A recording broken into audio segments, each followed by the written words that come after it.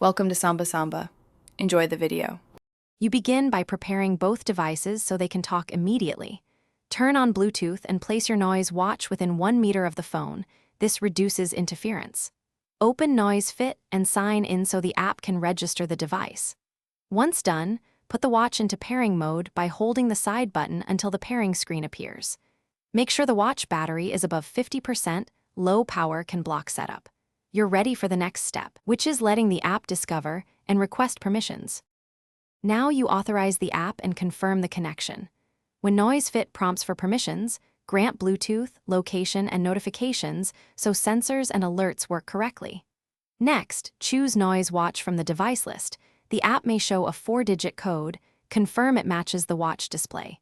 Once confirmed, the app will begin syncing data and firmware if needed. Make sure you don't close the app or move the devices far apart. Keeping them close speeds up pairing and prevents timeouts. Finish by completing the initial sync and adjusting settings to your preference.